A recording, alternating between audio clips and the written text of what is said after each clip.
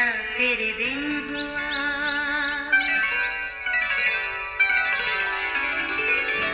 नया फिर दिन हुआ, पुरानी रात का करे सो शुक्र हम खुदा की जात का, खुदा की जात का नया फिर दिन हुआ।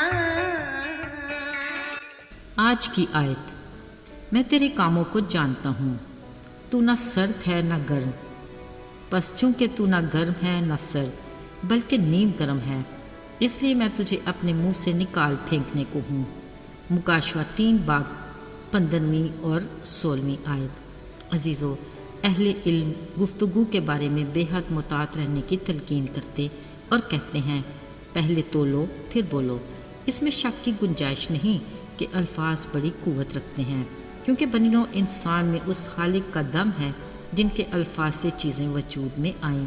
याद रहे, हमारे कहने से यानी अल्फाज से चीज़ वजूद में तो नहीं आ सकती, क्योंकि वो सिर्फ़ इलाही ज़ात के इख्तियार में है, मगर हमारे अल्फाज असर ज़रूर रखते हैं, यानी मनफी अल्फाज मनफी असर और मुस्बत अल्फाज मुस्बत असर।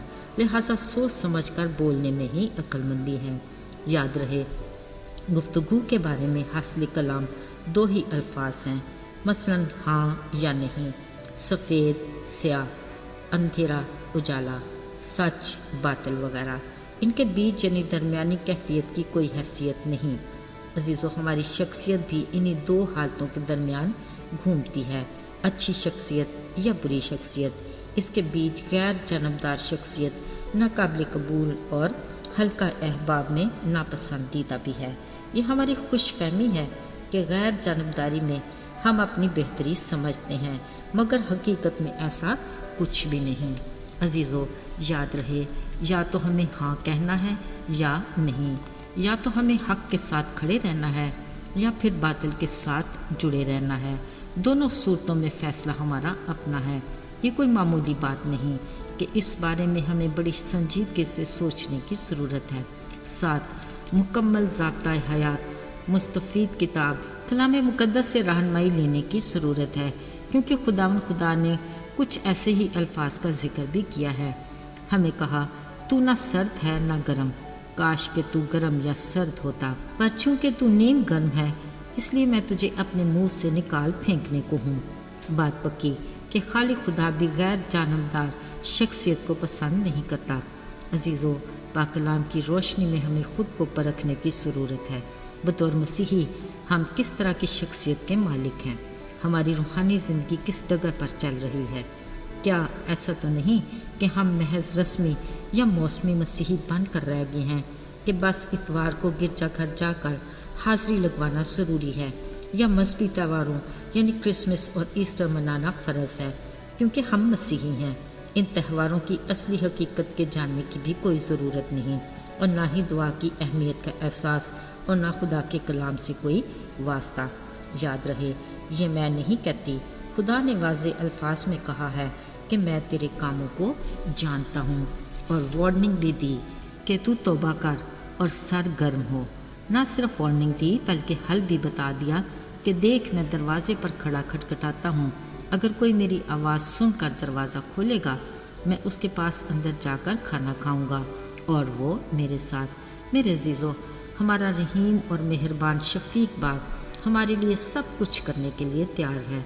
अब ये हमारा फ़ैसला है कि हम उसके लिए अपने दिल का दरवाज़ा खोलते हैं कि नहीं। अगर तो हम उसको अपने जीवन की कश्ती में बिठाते हैं तो यकीन कीजिए हमें ज़िंदगी में आने वाले किसी तूफ़ान और आंधी से ख़तरा नहीं। हम उसमें महफूज और सलामत हैं। हमें उसकी कुर्बत और रफ़ाकत में जुड़े रहना चाहिए। याद रहे, मसीहत कोई मज़हब नहीं, मसीहत का मतलब है हमें मसीह की मानद बनना है, उसके हम शक्ल और उसके हम मिजाज। हमें रस्मी नहीं बल्कि सरगर्म अमली मसीही बनना है, यानी अपनी खुदी का इनकार करके हर रोज़ अपनी सलीब उठाकर मसीह के नक्शे कदम पर चलना है। हमें बतौर मसीही रूहानी ज़िंदगी में होशियार और बेदार रहना है, बिला नागा दुआ में मशगूल और रूह की तलवार जो खुदा का कलाम है हाथ में थामे रहना है। تاکہ ہم اپنی زندگی کے ہر قدم پر ابلیس کے ہر وار کا مقابلہ کرنے کے لیے تیار رہیں۔ یاد رہے ہمیں اپنی روزمرہ روٹین میں اپنا احتساب کرتے ہی رہنا ہے۔ عزیزو، اگر ہم سرد قسم کے مسیحی ہیں تو آج ہی ہمیں روحانی بیداری اور بحالی کی ضرورت ہے، نہیں تو نیم گرم مسیحی کے بارے میں اس کا فیصلہ اٹل ہے کہ میں اپنے منہ سے تجھے نکال پھینکنے کو ہوں۔ عزیزو، یاد رہے رحم اور مہربانی اس کا خاصہ ہے، وہ قہر کرنے میں دھیما اور شفقت میں بڑھ کر ہے۔ وہ کسی کی ہلاکت نہیں چاہتا بلکہ چاہتا ہے کہ سب کی توبہ تک نوبت پہنچے۔ وہ ہر دن ہمیں نیا موقع عطا کرتا ہے، وہ ہر روز ہماری واپسی کی راہ دیکھتا اور کہتا ہے میرے پاس واپس آ جا کیونکہ میں نے تیرا فدیہ دیا ہے۔ ہمیں اس کی طرف فقط ایک قدم بڑھانے کی ضرورت ہے تو پھر وہ کئی قدم بڑھ کر ہمیں گلے لگاتا ہے۔ وہ مبارک خدا ہے جو ہر روز ہمارا بوجھ اٹھاتا ہے۔ آئیے دعا کریں۔ اے لشکروں کے رب، قادر مطلق خدا، ہم تیرے شکر گزار ہیں کہ تو ہمارے لیے اپنے دروازے کھلے رکھتا ہے اور ہماری مدد کے لیے اپنے ہاتھ کو بڑھائے رکھتا ہے۔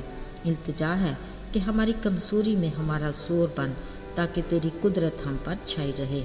ہماری ہر قدم پر رہنمائی فرما اور اپنے میں مضبوط کر، یسوع کے مبارک اور جلالی نام میں آمین۔